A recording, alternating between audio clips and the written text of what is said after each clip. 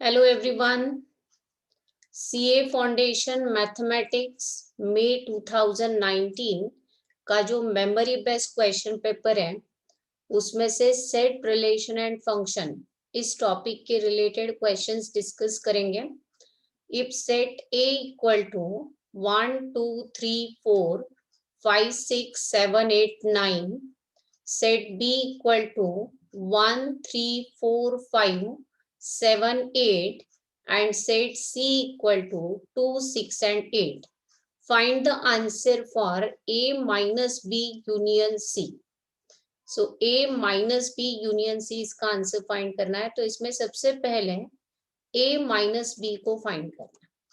So A minus B का मतलब होता है A के ऑल एलिमेंट्स लेने हैं बट वो B के अंदर नहीं होने चाहिए। That is A but not B। A but not B. A के सेट में से बी के एलिमेंट्स को माइनस करके सिर्फ ए के एलिमेंट्स लिखने हैं, दैट इज ओनली ए। तो चेक कर लेते कैसे फाइंड करने हैं ये। ए के एलिमेंट्स को देखना है और उसके अंदर बी के जो कॉमन एलिमेंट्स आ रहे हैं उनको नहीं लेना है। तो ये वन जो एलिमेंट है ये ए के अंदर का जो वन है वो बी में भी है, इसलिए ए का वन नहीं लेना है यहाँ पे क्योंकि सिर्फ ए के एलिमेंट्स लिखने हैं। और टू ले सकते हैं बिकॉज टू जो है वो सिर्फ ए में बी में नहीं है। तो ए में से वो वाले एलिमेंट्स लिखने की जो बी के अंदर नहीं है, सो वन को नहीं लिखना है। थ्री को भी नहीं लिखेंगे बिकॉज थ्री जो है वो बी के अंदर भी है।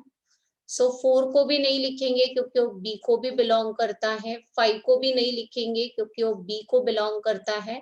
सिक्स को लिखना है बिकॉज ये सिर्फ ए को बिलोंग करता है, ओनली ए।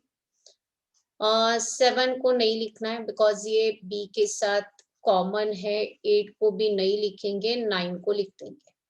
तो इस वजह से ए माइनस बी ओनली ए के एलिमेंट्स लिख दिए। अब इसका यूनियन आपको फाइंड करना है सेट सी के साथ। तो सेट सी के एलिमेंट्स है 2 6 and 8। Now A minus B union C, that is A minus B में से भी ऑल एलिमेंट्स लेने हैं और उसके साथ सी के भी ऑल एलिमेंट्स लिखने हैं, सिर्फ कॉमन एलिमेंट्स को रिपीट नहीं करना है। तो पहले ए माइनस बी के तीनों एलिमेंट्स यहाँ पे लिख देते हैं 2 6 9। फिर इसके आगे सी सेट के एलिमेंट्स 2 और 6 ये ऑलरेडी यहाँ पे लिख दिए, इसलिए रिपीट नहीं करना है, सिर्फ 8 को लिखना। तो यूनियन को लिखते समय आपको ए माइनस बी के सारे एलिमेंट्स लिखने हैं, उसके आगे सी के भी ऑल एलिमेंट्स लिखने हैं। बट अगर कोई एलिमेंट रिपीट हो रहा है तो रिपीटेशन जो है वो नहीं करना है। रिपीटेशन ऑफ एलिमेंट्स जो होता है वो सेट के लिए मीनिंगलेस होता है। सो 2 6 ऑलरेडी यहाँ पे ए माइनस बी में लिख दिया था, इसलिए ये नहीं लिखने और सिर्फ 8 लिखना है। तो आंसर इज सी ऑप्शन। तो इजी एग्जाम्पल था। पहले अपने a माइनस बी मतलब ओनली a को फाइंड किया, सिर्फ वो वाले एलिमेंट्स a में से लिखने जो b के साथ कॉमन नहीं है। b के साथ कॉमन नहीं है वो वाले एलिमेंट्स a में से लिख दिए हैं एंड फिर उसका यूनियन c के साथ फाइंड किया।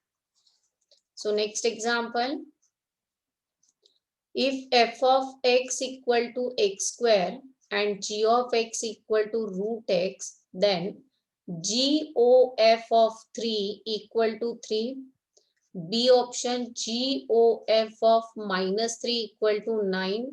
C option is GOF of 9 equal to 3. And fourth option is GOF of minus 9 equal to 3. तो ये जो GOF है ये कंपोजिट फंक्शन का क्वेश्चन है। तो आपको ऑप्शन ए को पहले चेक करके देखना है कि ये राइट है क्या। ऑप्शन ए क्या बता रहा है आपको, GOF ऑफ 3 का आंसर 3 है, ऐसे बता रहा है। तो यहाँ पे पहले GOF of 3 left hand side of option A सिर्फ चेक करना है।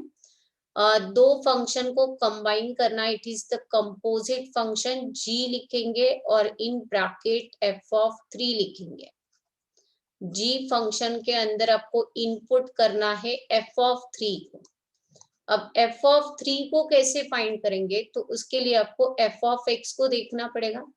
सो यहाँ पे साइड में लिख देते हैं F of X equal to X square and therefore F of 3 equal to F of 3 equal to 3 square that is equal to 9। तो एफ ऑफ 3 के प्लेस पे आपको 9 को लिखना है।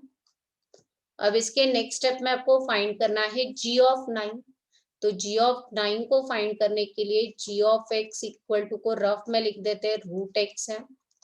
तो इसमें x के प्लेस पे आपको जस्ट 9 से रिप्लेस करना एंड रूट 9 आ जाता है दैट इज इक्वल टू 3। तो यहाँ पे वही स्टेप में रिपीट करती root 9 G of 9 is and it is equal to 3। तो ए ऑप्शन राइट है बिकॉज ए ऑप्शन में G O F of 3 equal to 3 दिया हुआ। So answer is A option. तो अदर ऑप्शन को चेक करने की जरूरत नहीं, कहीं पे बोथ वगैरह ऑप्शन होता तो और अनदर ऑप्शन भी आप चेक करके देखते। तो ये भी काफी सिंपल सम था। आ गया समझ में सबको ये F of X equal to X square G of X equal to root of X. A option है, ये कॉमा प्रिंटिंग मिस्टेक है यहाँ पे, G O F of 3 G O F of 3 G in bracket F of 3। तो F of 3 ये जी function के अंदर input करना है, बट मैंने पहले एफ ऑफ 3 को सेपरेटली फाइंड किया by using this function formula F of X equal to X square. So X के लिए 3 को लेना है, 3 ये वैल्यू रिप्लेस करना है। So 3 square equal to 9। So value of F of 3 is 9 जो ये वाले टर्म के प्लेस पे डाल दिया है। Then finding g of 9.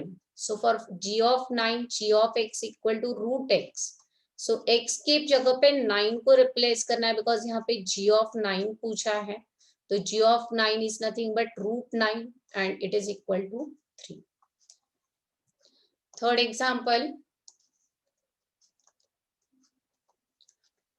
a equal to 1 2 3 4 up to 10। Set a के लिए एलिमेंट्स दे दिए हैं 1 से लेके 10 तक के natural numbers.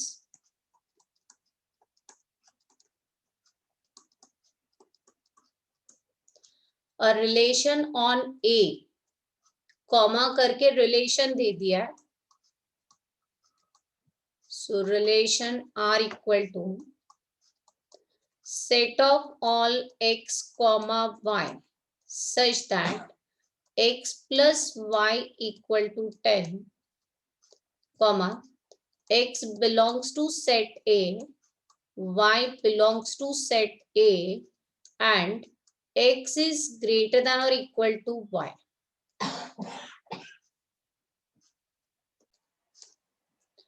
So relation R के लिए ये set builder form दे दिया है। Relation R is a set of all x comma y such that x plus y equal to 10। मतलब ये ordered pair जो है relation के वो फॉर्म करते समय x और y के लिए आपको वो वाले नंबर्स लिखने हैं जिसका एडिशन 10 होगा। और ये x और y दोनों किसको बिलोंग करने चाहिए, इस A सेट से होनी चाहिए। और एक कंडीशन क्या है कि x की वैल्यू मतलब ये जो ब्रैकेट है उसमें फर्स्ट प्लेस पे जो x है वो ग्रेटर होना चाहिए y से या फिर इक्वल होना चाहिए। तो ये वाले रिलेशन के सारे ऑर्डर्ड पेयर्स यहाँ पे लिखेंगे। अभी फर्स्ट ऑर्डर्ड पेयर कैसे आएगा, देखो x जो है वो y से ग्रेटर होना चाहिए। तो 1,9 ऐसे पेयर नहीं बनाना है, 1 और 9 का एडिशन 10 आता है ना। तो 1,9 ये पेयर वैसे इस कंडीशन को सेटिस्फाई करेगा बिकॉज x 1 ले लिया तो y 9 और एडिशन 10 होगा। बट कंडीशन क्या है कि x ग्रेटर होना चाहिए y से। तो x के लिए आपको 1 नहीं ले सकते आप, x के लिए आपको 9 लेना है और y के लिए लेना है 1। तो देखते हैं यहाँ पे, अभी देखो x के लिए मैंने 9 लिया तो y के लिए मैं 1 लूंगी क्योंकि 9 प्लस 1 क्या हो रहा है 10 हो रहा है। ये कंडीशन सेटिस्फाई हो रहा है। इसका ऑर्डर्ड पेयर मतलब ये 1,9 रॉन्ग हो जाएगा। क्यों रॉन्ग हो जाएगा, because x greater than y बोला। So 9,1। Then second one is 8 plus 2। 8 plus 2 is equal to again 10। x 8 है तो y 2 होना चाहिए।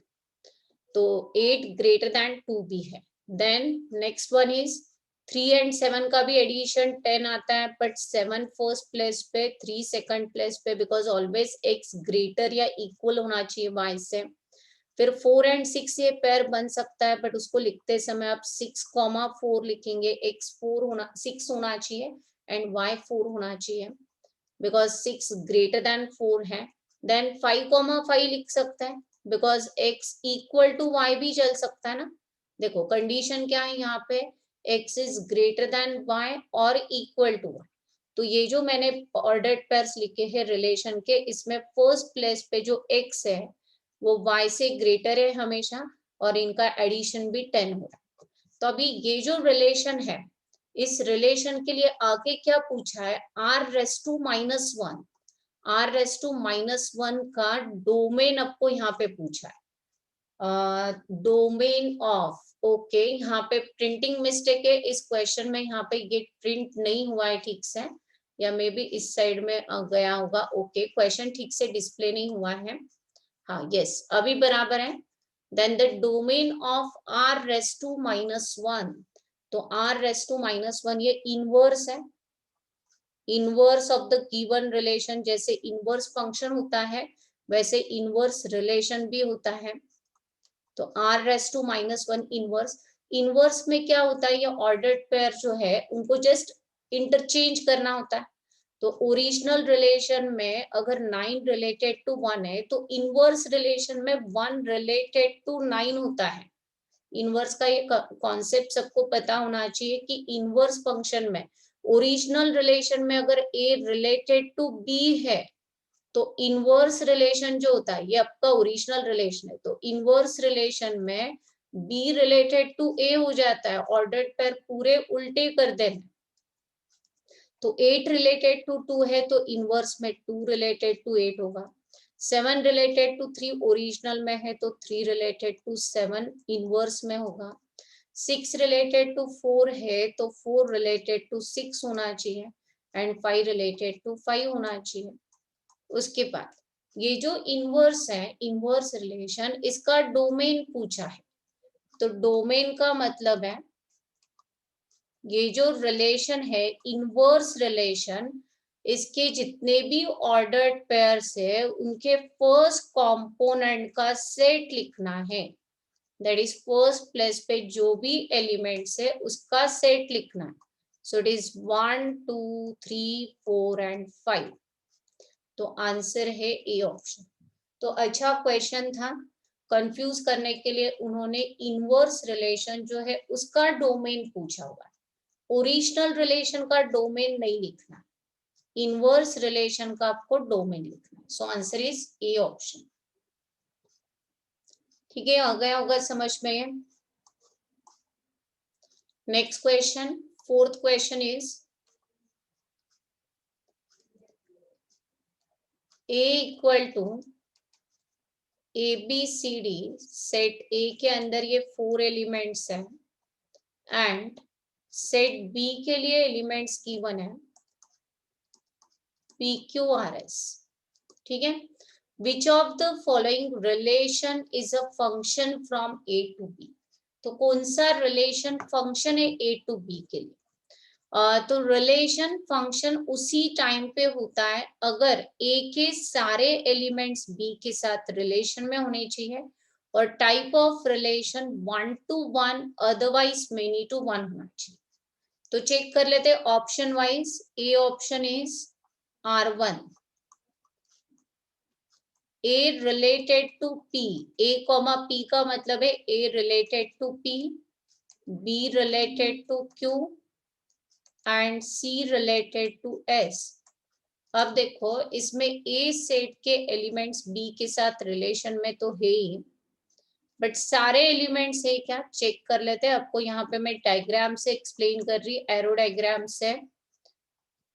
A B C D 4 elements of A and 4 elements of B। Relation function होने के लिए condition number 1 क्या होता है, दो कंडीशंस देखने होते हैं। फर्स्ट कंडीशन, ए के सारे एलिमेंट्स, ए के सारे elements, that is all elements relation में होने चाहिए, रिलेशन में होने चाहिए, ठीक है। And second condition is relation कौन से टाइप का होना चाहिए, तो यूनिक रिलेशनशिप होना चाहिए, that is 1 to 1, otherwise many to one relation ही फंक्शन होता है, मेनी टू वन रिलेशन। तो अब देख लो यहाँ पे ये कंडीशन सेटिस्फाई हो रहा है क्या, A related to P, okay, B related to Q, detail में दिखा रहे इसलिए इतना डायग्राम वगैरह ड्रॉ करके दिखा रहे हैं। तो इसमें देखो ए के सारे एलिमेंट्स तो रिलेशन में नहीं है, डी जो है एलिमेंट ए का उसका रिलेशन ही नहीं है बी के साथ, ए के सारे एलिमेंट्स रिलेशन में होने चाहिए, फर्स्ट कंडीशन ही यहाँ पे सेटिस्फाई नहीं हो रहा है, सो ए जो है वो फंक्शन नहीं है, so it is not a function.